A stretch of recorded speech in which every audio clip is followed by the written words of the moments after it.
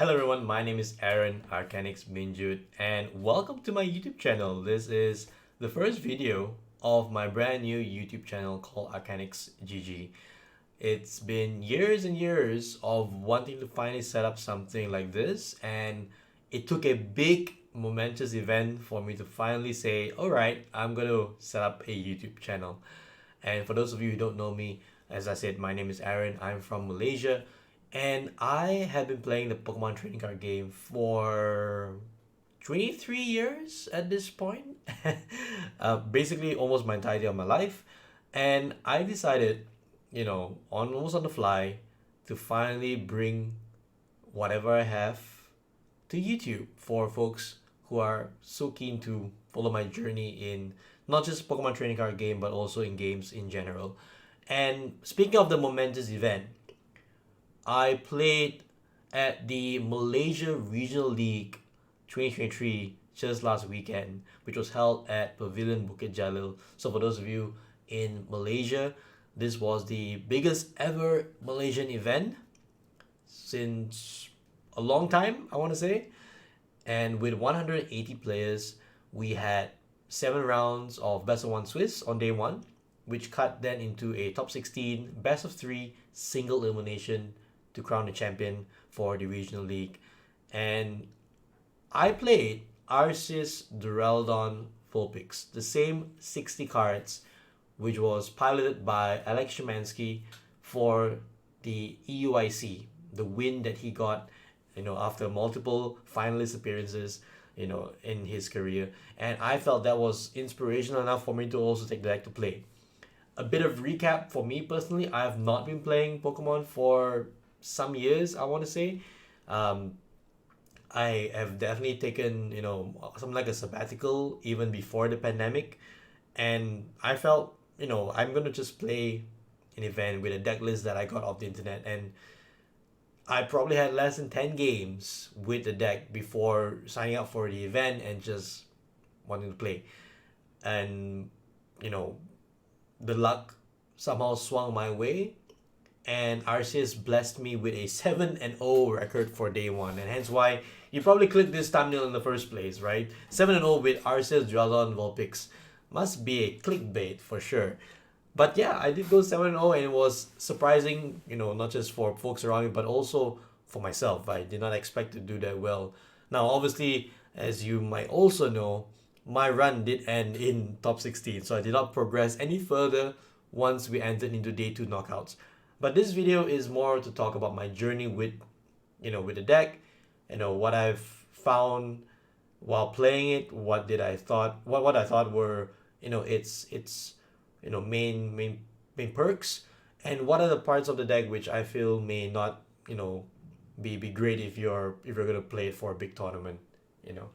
So, just full disclaimer, I have definitely been playing Arceus Duraludon in the past. I definitely streamed on Twitch a lot of times last year before, going on a bit of a break myself.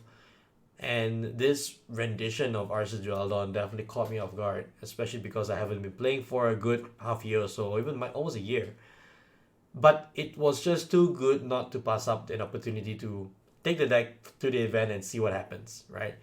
And honestly, I felt that it really felt like a Arceus Duraludon deck that you could enjoy playing as a returning player, or someone who just enjoys playing Arceus like I am.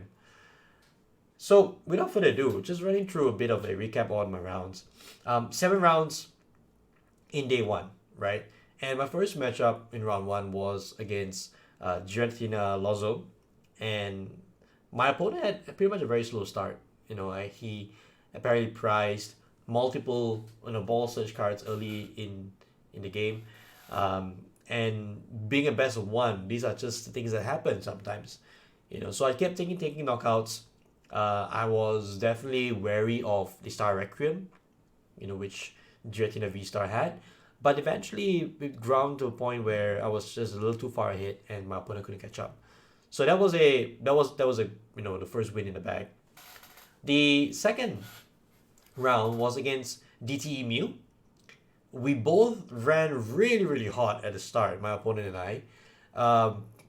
It's just the one part about being ahead on prizes, um, because you went first or you went second. Those are the little things which came to play here. In the end, I took 8 prizes that particular match.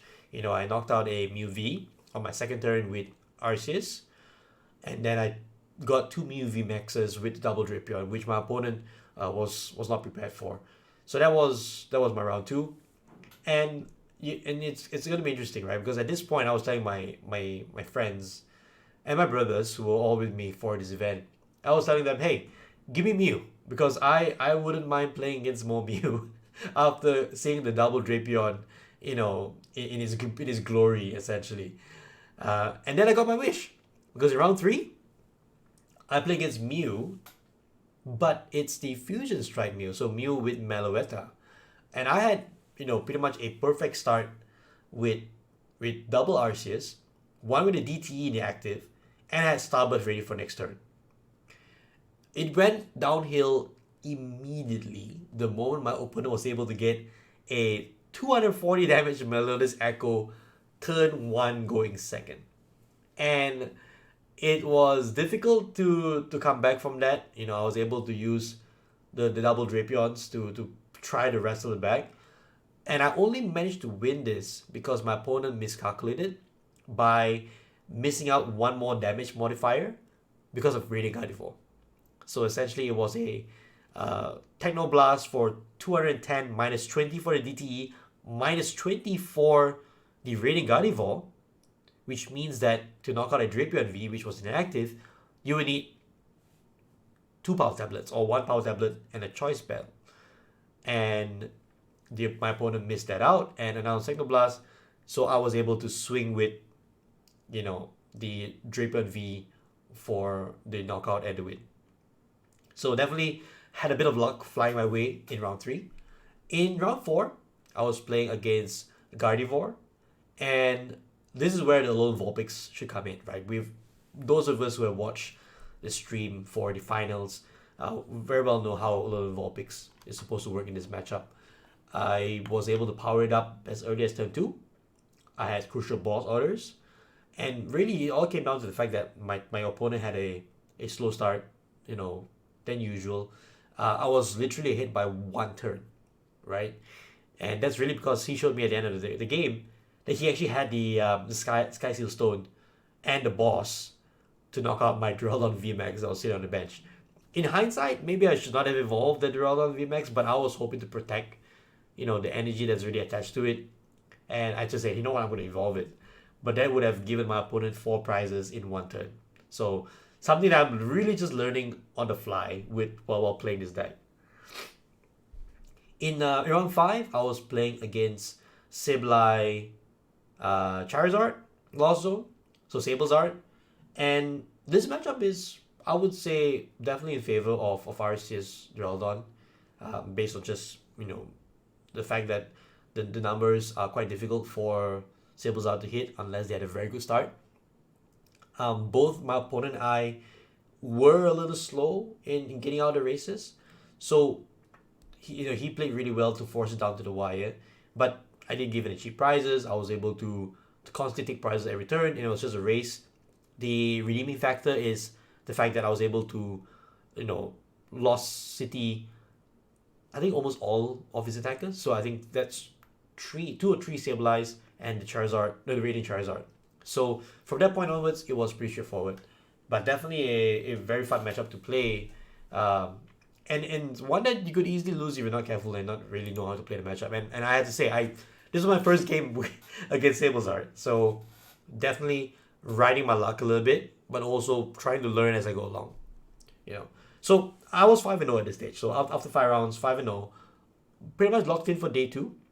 I felt that I'm just gonna play out the remainder of the games of the rounds, because in the system that we are playing in, it's because it's the best of 1. There are no IDs. You cannot intentionally draw a match. So it's either you win or you lose. Or if the match ends in a tie, both players are considered to have lost. So I was having a lot of fun at this point, right? I was having a ton of fun with the deck. I had a whole bunch of friends from AMCC, which is the LGS that I play at the moment. which is run by my brother. So it's always fun to have family playing the game as well. But the community there is one of the best that I've had in many years playing the Pokemon trading card game. So we're all having a lot of fun, and I've decided why not just continue playing on, right? And in round 6, I played against a Lugia single strike. I had double Arceus, and although that wasn't ideal, I felt I needed it because my opponent was, Lugia doing Lugia things, turn to Starbirth, Stonjourner, knock out your Arceus. And so this is my first ever match against Lugia. I honestly have not, I've been living under a proverbial rock for the last number of months. And this is literally my first match against Lugia. I had no idea what to do, but I figured a Starbirth for double boss order against the double Archeops it made the most sense, and that's what I did.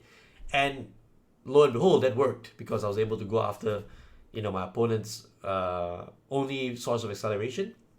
They were trying to manually get energy on board onto a single strike Urshifu, but I held the last boss order to knock that out with Velocity in place, so no Thornton shenanigans as well. Even though my opponent, who for everyone's awareness, is actually the winner of the event. So shout out to Lau Kenxiang, the winner of the Regional League Malaysia for 2023.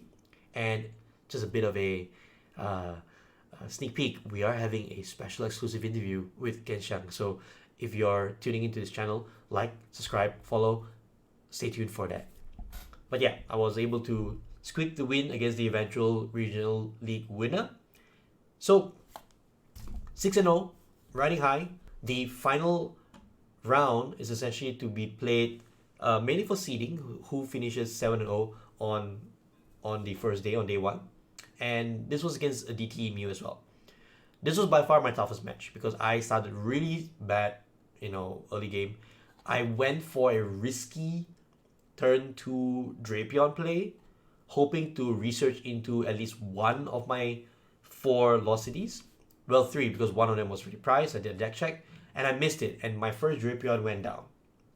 And I was unable to bump the path of the peak, essentially. So my first Drapion went down, and I had to really try to claw back with the game plan of 2-shotting 1 Mew VMAX while holding the second Drapion for a fresh Mew VMAX. And it all came down to a Roxanne play. So my opponent played 1 Roxanne, and it was Roxanne with a path as well. And I was able to draw the Lost City that I needed to bump the path and activate Starbirth for the literal win, which was a boss into the Mew VMAX. So round 7, no Starbirth for a good, 7, 8, 9 turns, only for it to come into play right at the end for the final boss or the play to win. So 7-0 on day 1, I was riding high. It was an amazing experience. I don't think I've gone X and O at an event in more than half a decade at this point. And it's been a lot of fun because I had zero expectations of the event. I didn't really have anything planned out. It was just me going over, see some old friends, travel with my brothers, travel with some new friends, and see how it goes, right? And to get to 7-0, it was honestly one of the best experiences I've had in the Pokemon trading card game, ever. Especially because I haven't played in such a long time.